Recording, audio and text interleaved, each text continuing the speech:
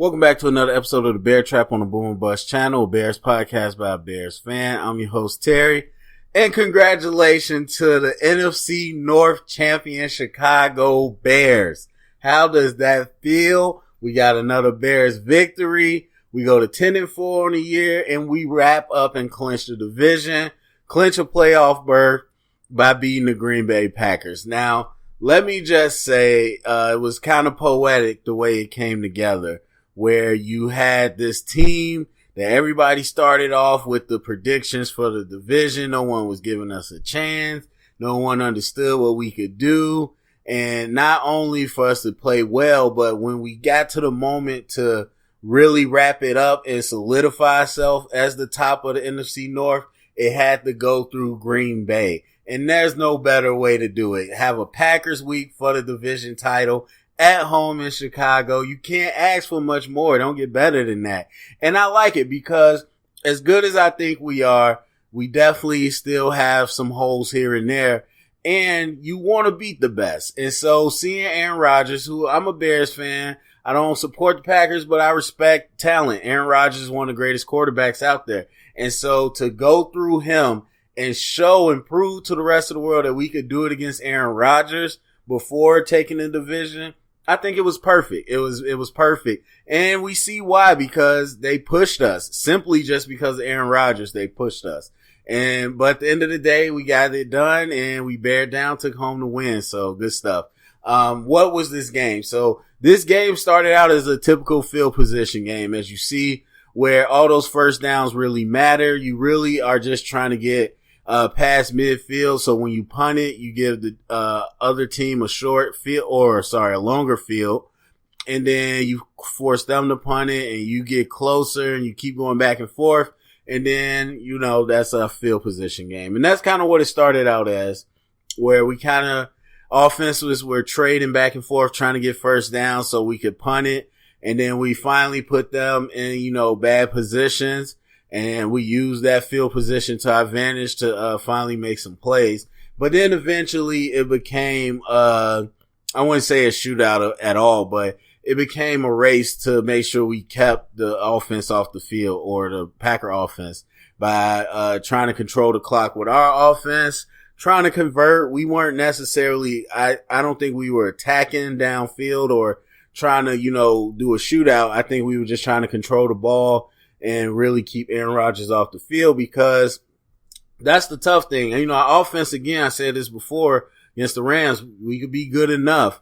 We're not at a point where we can just put up points and keep, cycling the defense out there, because the defense can stop, Aaron Rodgers 5 out of 7 times. But if the offense only has 14 points, then it only takes those 2 times for Aaron Rodgers to get back in the game. So, it later on became that type of game of keep away, but eventually we got it. I mean, there was some questionable calls to say the least, that I don't know we should have did. And there was definitely an element of Aaron Rodgers in the second half where he asserted why he can do what he can do, as good as our defense is. But, overall, it was just, it ended up a tough fought game. I don't think it had to be. I think right before the half, I said, hey, Bears need to score this touchdown to swing the momentum. Just getting a field goal won't cut it, or not getting points won't cut it. To the offense's credit, they went down, got to Tariq Cohen, we scored. Good stuff. The momentum was all with us. And then in the second half, the offense just kind of got off to a slower start, and that gave Aaron Rodgers a chance to build his momentum. And so once we got down to the red zone towards the later end of the fourth quarter, where Tariq Cohen pulls up short a yard for whatever reason, and we take 3 points instead of a touchdown, that hurts, because in teams like this, you want to take touchdowns, not field goals. That's how you get into close matchups. And so we kind of shot ourselves in the foot, didn't take advantage of all the opportunities, but still came out with the win. So let's look at the defense specifically. It's tough. It's tough. I think, the same thing I kind of been saying, Khalil Mack definitely gets the pressure going. He's definitely towards his top form, where He doesn't really take plays off, and he has some of that burst that he was lacking when he was injured. So he definitely gets the ball rolling. And we didn't do a whole lot of twisting stunts. We did a little bit of blitzing, but Aaron Rodgers against the blitz is pretty good. So we didn't do a whole bunch of games to try to get pressure. We did some here and there, but I think for the most part, it was just Khalil Mack taking advantage of his matchups and allowing, everybody else to play off him. But even with that said, Aaron Rodgers, the story is his quick release, man. If you talk about one of the things that can hurt us is a great quarterback, but that's any team, because some people might think, oh, we're just amazing, we're elite, we can't be stopped. That's not exactly true. I mean, there's some things you can't defend. You can't defend a perfect pass. And so when you got a guy that's catching the ball and ripping it right away and can put it right in between that space with the velocity and accuracy, you can't really defend against that. And so no matter what, when you go up against elite guys like that, that's what you're going to have. The good thing is that when we're looking towards the playoffs, you got Jared Goff, who already showed he's not that caliber of player. Drew Brees possibly could, but I don't even think he's as good as Aaron Rodgers. But he's definitely an elite type quarterback. And then after that, you don't really have any quarterback that strikes fear into your heart. So while you got a guy like Aaron Rodgers that knows us pretty well and has those talents, can, dissect us a little bit, I don't see that coming from any other quarterback down the line. So that's one of the good things. But other than that, I mean, again, I'm waiting for those people to tell me that our pass rush is so amazing. These last few games, tell me it's not the secondary. Are you kidding? I mean, Aaron Rodgers, to the credit, Aaron Rodgers extends plays. They don't always burn people right away. So it's not like they're usually, 1, 2, 3 or 1, 2 seconds and gone. There's a lot of times where they wait to break down coverage to make a big play. So there's that. But we play phenomenal. And one thing, I've been giving a lot of credit to the corners lately, Roquan Smith. And I've said this before, but I didn't point it out this year. What he could add in the pass game, I thought was going to be valuable. And I think that's really a part of it. When you look at a lot of the stuff offenses like to do with the crossing routes, especially the Rams, you like to do the pick plays, of course, and all those different things. A lot of that can be taken away when you got linebackers that can drift back, look over, and then have the speed to close on those things and shut down those crossing routes. Because a lot of times they send people vertical just to get somebody open underneath. And linebackers being able to cross over to get out in the zone and take that away, it allows us to switch off between nickel and corner, like you saw that slant, a little flat slant, which is like such a basic play, but they run it a whole bunch. But being able to switch the slant and the flat off and then have your linebackers take care of the crossers, that goes a long, long way in what you can do coverage-wise. Now, again, up the middle, if you spread us out, there's ways you can attack us. But for the larger part, that's what offenses are doing, and you want to be able to take that away. And I think if you didn't have Roquan, if you had Kwiatkowski out there, it would not be the same effect. And so the fact that we're able to hold coverage so long, to really let our pressure get there when Khalil Mack doesn't get instant pressure, is a testament to the secondary, but also to the linebacking core as well. So I think we just overall, we did a good job. It was nothing easy. Like even the big plays to Devontae Adams and all that, good coverage. It's just perfect throws. It's Aaron Rodgers doing his thing. But we didn't make it easy. And that's what we bank on. That's what good defenses do. Some people think good defenses just stop everything. That's not how it is. Good defenses makes everything difficult. And then if you make it, you make it. Congratulations. But more times than not, you're going to face teams that don't make it and they're going to make mistakes, and you capitalize on their mistakes. And there you go with an elite defense. And that's what we do. So sometimes you got teams that can make those plays, but we got to bet that throughout the course of 4 quarters, you're not going to make those plays on us all game. So that's kind of just what I saw there. I mean, Aaron Jones he was on my fantasy. I'm not going to lie. That was a conflict there, but Aaron Jones going out early, and then they weren't going to get a run game going on us anyway. So, we're always solid with that type of stuff. I mean, we're solid with screens. I mean, look pretty good today. So overall, as a defense, I would give us an A. And then going to the offense, Trubisky, I think he settled down a little bit more, this game.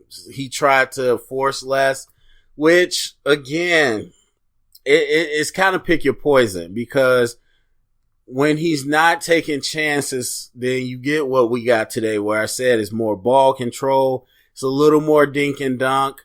And it's a lot less explosive. So that's kind of what you get, and you hope the defense plays their part. So you can't really complain. You know, if that's the style we're going to go with, that's the style we're going to go with. And then if he starts taking chances and we try to attack and he makes mistakes, then we got to accept that and can't kill him for that. So it just kind of is what the game plan was today, but it definitely seemed like a lot more underneath stuff than usual. And we still continue to try to get the run game going, but I don't know. There's some questionable play calling. Like I see there are some people that really jump on Matt Nagy's play calling. I haven't been there yet. The only thing I've been there with is some of the trick stuff, but I saw a little bit today where there's some, especially when you got a short field and you have to know the situation. I was listening to the announcers talk about some of the stuff Nagy said he learned from the Rams, and I'm like, how did you not know that already? Talking about, I realized how important field position was. Like, I know many coaches know how important it is, but when you know it's important is how you use it in the game. And I think he hasn't been great at that until recently, where you realize, like, you don't always have to play for the shot or downfield. Maybe play to get a couple yards, even though you don't get the first. It's helping the field position. It's helping the punt. It's helping the field goal. Or, you know what I mean? Things like that. And so understanding how big field position is, especially in a team when you know you're not matched up well with them. So, like, some of that stuff. But anyway, you'll get a short field. And you got to understand, when you play in a team like the Packers, you need to capitalize on those scoring opportunities. And so there's some times where we'll go 2 runs, which I don't mind going 2 runs. But you got Jordan Howard doing the outside zone stuff. And again, I know you want to make it look the same with each player, but they're not built the same. And so we're not getting any real yards. And then we go to 3rd and short, go underneath, and then don't do anything. And like, some of that stuff frustrates me. And then again, now I'm not going to use this fumble with Tariq Cohen to capitalize on my discussion about trick plays. Because honestly, that's not even what I'm talking about. I talk about in the red zone when the game's on the line. Now, doing it, the game was close, and doing it that close to the end zone, whatever. All I'm saying is that some people operate with a very surface level opinion. They're like, oh, it worked, so obviously it's good. You're stupid. It's like, okay, no, that is not how things go. My point is, you're doing those things, especially at important times, adds risk. And this is what we're talking about with risk. You're having a running back handle the ball, and that's not his job. That's not what they typically do. And so, yes, we've executed pretty well so far this year, but these are the inherent risks you have. That's just factual. If you don't have a quarterback who usually does that, doing that play, then it's going to be more risky. It's just factual. And so those are the type of things I just feel like we're good enough to go out and straight up play, that we don't need those type of plays, especially in those situations. But I'm not going to use that particular example, but that is an example of added risk. Since people haven't seen a play go bad, they act like, oh, well, obviously these plays can't go bad. That's stupid. Like, these are the risks that are added in with it. And, I don't know, Trubisky, he's got to learn. I didn't get on him last week. I'm not going to get on him this week, but what I will say is, like, I'm pretty solid in my opinion of Trubisky. One thing that he definitely can improve is, I can already tell. I see this with players over and over again. When they do something that works, they want to continue to do it because they get the high fives, they get the results. They like, yes, it's that positive affirmation. And it's like, okay, that's fine, but you got to understand what's a priority. You running for first downs all the time is not a priority. You escaping a play and trying to extend it is not a priority. Yes, Aaron Rodgers made it popular. Yes, Aaron Rodgers is amazing at it. You don't have to be Aaron Rodgers. Sometimes those work. Sometimes you need to throw the ball away. And so him trying to making that maturation to understand when to do things is something he definitely is within his realm of capability. And I hope to see that, because right now it's like, okay, man, this is my thing. I run and I extend plays. I'm athletic. See, the backup couldn't do it. So everybody wants me to come in. They read the stuff. They watch the vid. They don't let them lie. They listen to everything. And it's like, okay, this is what I got that the other quarterbacks don't have. So I'm going to come in and do this. And you definitely see that a lot. And I just want him to kind of dial that back, like understand the situation a little more. But overall, the offense didn't do anything terrible. Spreading the ball out. Again, I said we have one of the best cores because we have so much talent across. And I agree with that still. So I think we did a solid job there. So overall for the offense, I would give them a B for the day. Now, one thing I gotta say, Eddie Jackson, man, oh man. It sucks he got hurt, but he hurt himself. It's hard for me to feel bad because I do the same thing with quarterbacks.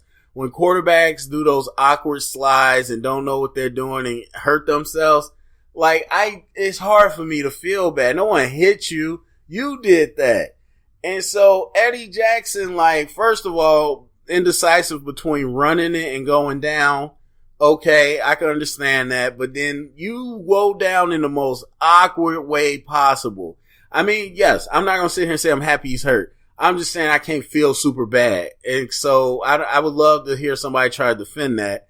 No, you can't really defend it. He made that choice and he got hurt. And so I don't feel super bad for him because no one did it to him, but it does suck. And it's a little upsetting that one of our really strong players in the secondary got hurt off a fluke play, but it kind of is what it is. So we'll see that. And then one other thing. Oh, the fake punt. Nagy. No, Nagy. No.